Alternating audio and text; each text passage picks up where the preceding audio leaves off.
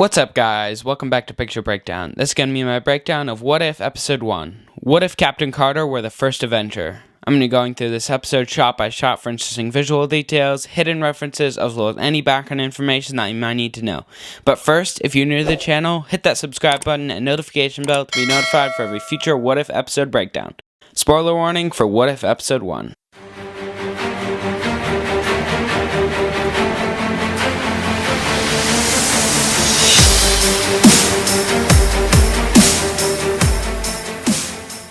Alright, so we open with Uatu the Watcher, played by Jeffrey Wright, explaining the multiverse, and as he's doing that, some shards of different timelines show up, and here they are. Going from left to right, we see Banner's eye turning into the Hulk, a Hydra logo, Killmonger, Loki flanked by Asgardian soldiers, Peggy getting the serum, Yondu, the Red Skull, Thor trying to pull out his hammer, Skinny Steve, Black Widow, Ramonda the Queen of Wakanda, Yondu abducting T'Challa Star-Lord, Doctor Strange, Tony Stark on the Big Donut, and finally Captain America's shield in ice.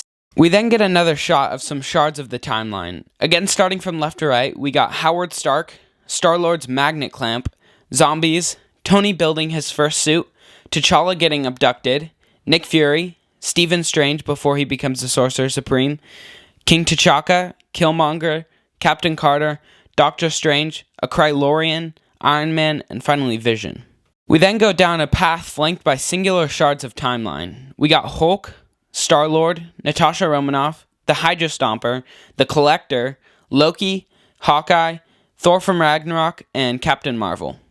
We get a glimpse of our narrator for the show, Uatu the Watcher. The Watchers in the Marvel Comics are known as some of the oldest beings in the universe, tasked with observing and compiling knowledge of all aspects of the universe without interfering with those events.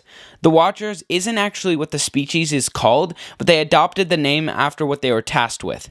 The reason that they don't interfere is because one time when they wanted to give knowledge to a race, the other race ended up destroying itself with that knowledge. Uatu is the only Watcher in the comics who seems to interfere, helping out with the Fantastic Four a few times against some of their bigger threats. We actually were first introduced to the Watchers in Guardians of the Galaxy Volume 2, when they were talking to Stan Lee's character. Oh, man. Anyway, before I was so rudely interrupted, at that time, I was a Federal Express man. We open with Steve's moment of taking the Super Soldier Serum, and Uatu tells us that Peggy not going to the booth is the thing that changes the whole timeline. Agent Carter, don't you think you would be more comfortable in the booth? Oh, yes, of course, sorry. The reason that this changes everything is because Steve got out of the pod when he saw Peggy in trouble, and that ended up with him getting shot and Peggy taking his place. We then get this scene. Nice left hook. Not according to Colonel Flynn, that weapons great moron! Flynn could stick you on one of those USO tours. Wear a crazy costume, being told to smile 10 times a day. He wouldn't. So, Peggy punching the bag until it comes off is a reference to Steve doing the same thing in Avengers, and her kicking the weights up and then throwing them is a nod to Steve also doing this in Winter Soldier, and the USO tours is a nod to what Steve had to do. We then cut to them making a plan to steal the Tesseract from Hydra, and they open a book about the Tesseract with some writing on it. And you guys know how much I love translating stuff for you guys, so here it goes. On the left, this is what I could translate.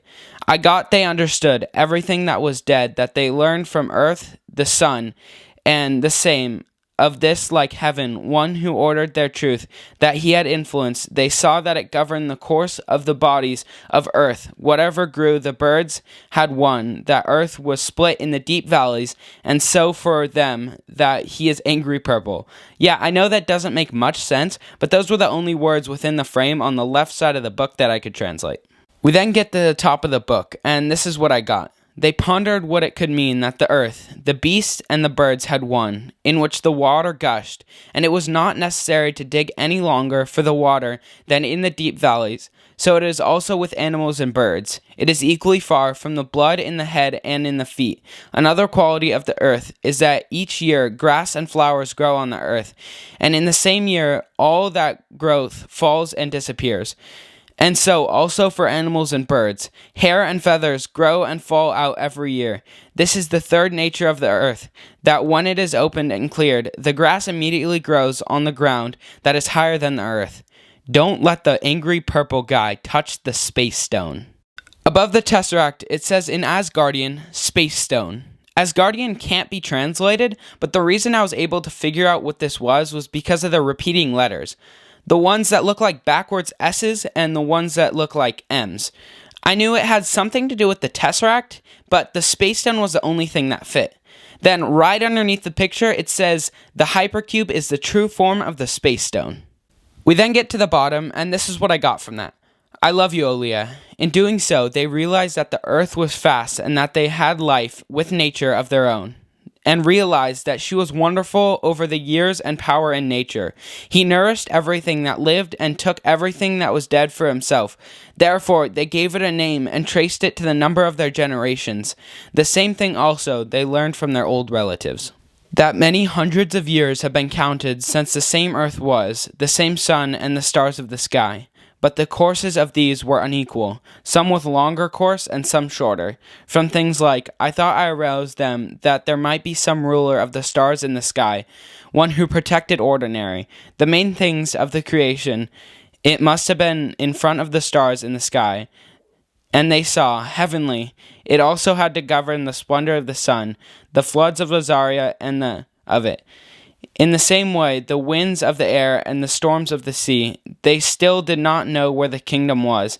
But this, the great stars of the sky and the winds of the sea, to fix in memory, they gave the names of the according to which peoples are, the wisdom of earth, they have been model. Alright, so there's a little bit to unpack here. So the author, judging by the way they talk about Earth, is probably from another planet. And also judging from their knowledge of the Infinity Stones, I would have to say that the author might be Odin or some ruler of Asgard before him. They also reference in here that the Tesseract is the true form of the Space Stone, which means that people knew about the Infinity Stones all the way back during World War II. Finally, the author says my favorite line in the page, don't let the angry purple guy touch the Space Stone, which is obviously talking about Thanos, a big purple guy, which means that S.H.I.E.L.D. and the US knew about Thanos all the way back in World War II without even knowing it. Peggy then goes to save Bucky and his squad from the Hydra base, and there's a few things to point out here. So first, she steals a motorcycle similar to how Steve rides in on one when he went. Another scene shows her flanked by the 107th the same way Steve was. Another thing that is different about this fight is that the Hydra soldiers don't have the Tesseract-powered guns that they had in Captain America the First Avenger. Instead, they have normal weaponry because Peggy stole the Tesseract before Zola could make weapons from it. We then see Peggy and Steve talking, and she says, The suit is nothing without the man inside. this is kind of the running theme throughout some of the movies that someone in a powerful suit is more than just the suit itself. Okay, it's not working out. I'm gonna need the suit back. For how long? Forever. Yeah. Yeah, that's No, how it no, no, works. please, please, please, Mr. Let's Stark, have it. you don't understand. Please, this is all I have. I'm nothing without this suit. If you're nothing without this suit, then you shouldn't have it. Okay? Big man in a suit of armor. Take that off. What are you? Genius, billionaire, playboy, philanthropist. A hero? Like you? You're a laboratory experiment, Rogers. Everything special about you came out of a bottle. The group goes to jump on a train to kill Red Skull, and Peggy says, Commencing Operation Where Eagles Dare. Where Eagles Dare is a World War II movie talking about the fight between the British and the Nazis, similar to this situation. They land on the train, but Bucky falls off, and Peggy catches him. Bucky jokes, Woo! Thanks. You almost ripped my arm off.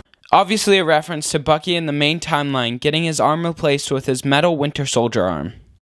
They get to where the Red Skull and the giant tentacle monster are, and Stark goes to close the portal. He looks at the controls and he can't read it because it's in German, but they translate from left to right to hydropower, overriding, resistance, energy supplier, energy supply, charge, efficiency, capacity, close, load, and reduction. And it's a lever labeled close that Howard pulls to shut the portal.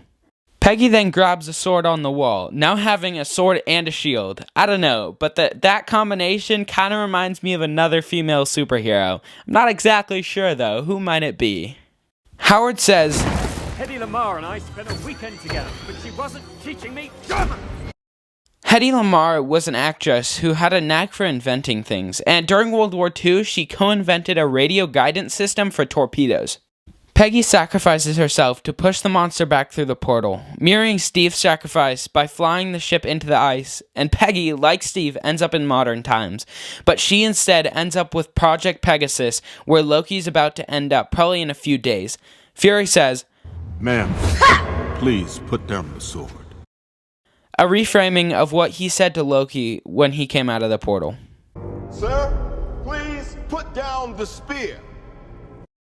Alright, so as been reported by Marvel, Captain Carter is going to be a reoccurring character in the show, and I want to know what she's going to be doing. So one of the theories that I like the most is that she's going to be forming a Captain Britain Corps. In the comics, the Captain Britain Corps are a league of superheroes that are all alternate versions of Captain Britain. They are all essentially the same hero except for they come from alternate realities. This could be really cool because Peggy would go to different realities and gather together different versions of the title Captain, like Steve Rogers Captain America, maybe Sam Wilson Captain America, and maybe even Captain Britain, who's referenced back in Endgame to having known Peggy.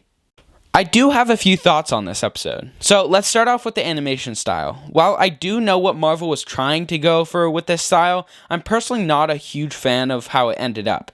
I think that the fight sequences look really good, but the faces when they're talking just looked horrible to me. Like I said though, I think they did a really good job on the action sequences throughout the episode, and I hope they do more like that as the episodes go on.